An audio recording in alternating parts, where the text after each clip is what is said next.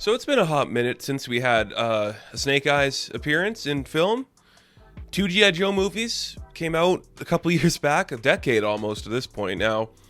They were pretty bad.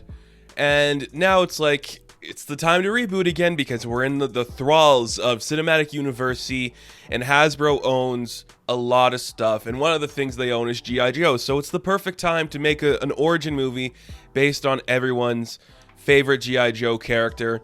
The only one people could really recognize if you were to line them all up, to be like, oh yeah, Snake Eyes, the ninja and the black.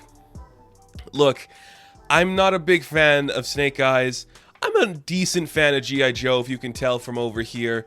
I like the property. I think it represents something cool. And when you make a movie like this, I'm not looking for it to break any records or win any awards. I'm looking for some mindless fun that has that sense of like teaching you a lesson.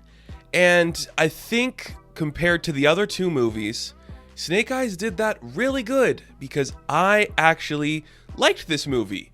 I won't say it's perfect, I won't say it's brilliant, but I enjoyed my time watching this and I liked what it did.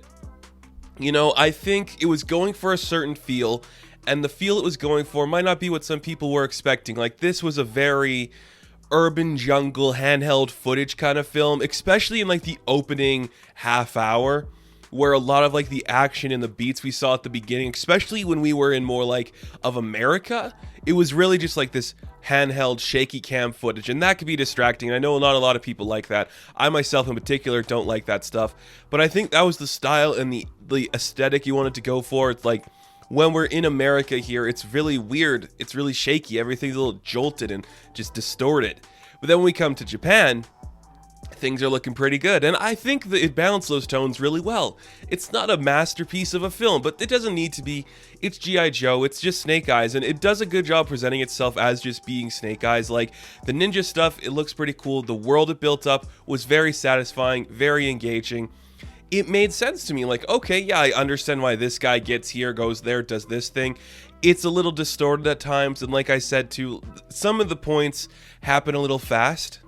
Like, the story moves pretty fast in the beginning, like it's point A, point B, point C, point D, just like hitting all those beats so we can get to the story, which that affects it in a way where I'm just like, yeah, you felt like you had to put this in here just so the audience who doesn't generally understand like why a character would have an emotional beat would act a certain way when they do have the emotional beat. It felt a little weak in that regard, but I still genuinely liked what it was doing.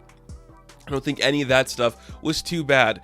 It does get a little like Solo, a Star Wars story-ish, where it's like, here's how this character gets their name, here's how this thing gets here that connects to that.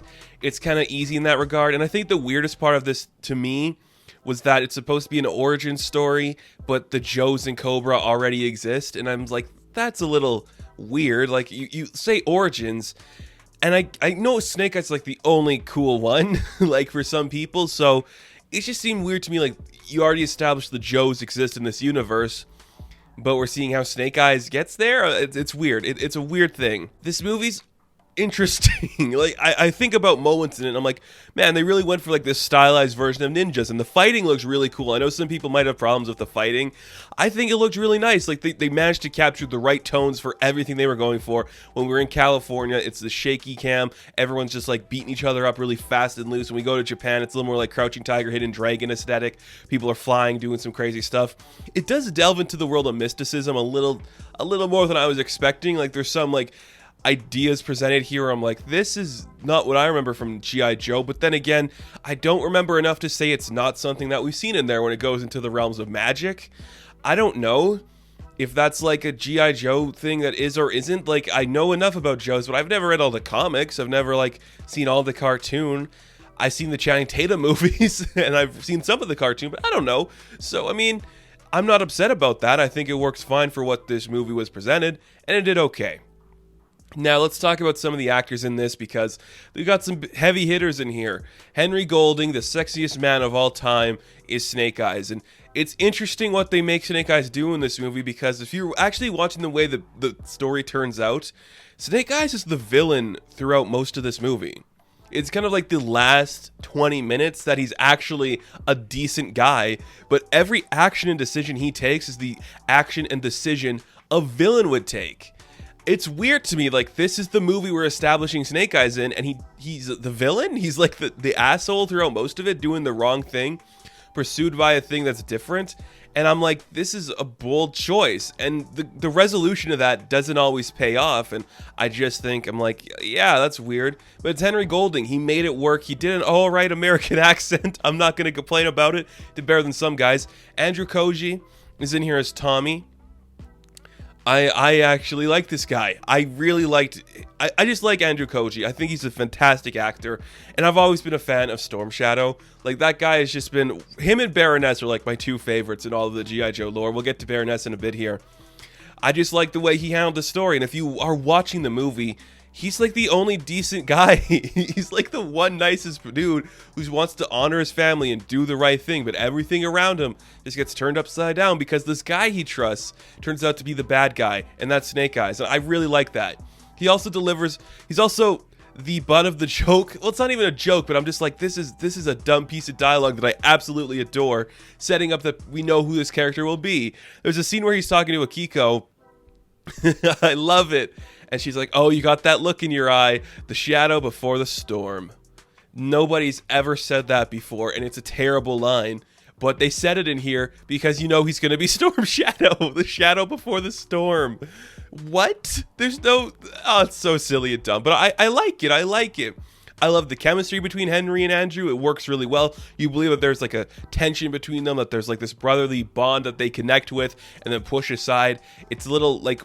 forgotten at times in the movie, but I think it works really well. Samara Weaving shows up as Scarlet. Doesn't add anything. It's just cool to see a nice looking Scarlet in here that actually looks like the character. Baroness. I don't know the actress's name. It's Ursula Corboro, I think. Something around that regard. Interesting. Not necessarily what I was expecting for Baroness, but her being my favorite character in the G.I. Joe mythos, I wasn't let down. She did some very cool Baroness things, acted in character at some moments, and there was just some things where I'm like, yeah, that's fun. I understand why this woman would become successful. And the movie itself, it does a lot of interesting things. Like, I don't hate this film. I enjoyed it a lot. It's one I'd probably go back and watch over certain other movies, but there's just some aspects of it where I'm like, this is towing the lines of pretty bad. And it's weird some of the choices the story makes, because it's just a lot of familiar beats, and you're like, this is a weird choice to make in this situation. This doesn't seem like a good character motive. This seems very cookie cutter. But when you top it on with some really great looking action, a bunch of ninjas with swords kicking the shit out of each other, I can't complain, because G.I. Joe is a lot of things. But, you know, it's only half the battle is knowing, so we should know half of it. The other half should be the mindless schluck. And I think it presented that idea very solidly. Is it a good Snake Eyes origin? Yeah, sure. It's not connected to the other movies, so don't go into this expecting it to connect up to those earlier films. They're trying to launch a new franchise here. Is it going to happen? Probably not. I don't imagine this is going to make a lot of money, but it's just nice to see Henry Golding actually lead an action franchise, because the guy has the potential to do it. If somebody gave him the chance, I think he'd be really good, and we see it here. He did it. Andrew Koji is good. Everybody was really good in this. Sometimes the story just bogs down all the cool stuff that these characters can do. But hey, that's G.I. Joe. Just cool looking stuff, a mediocre story, and some really cool action. So, Snake Eyes, a G.I. Joe Origins, I am going to give a 7 out of 10.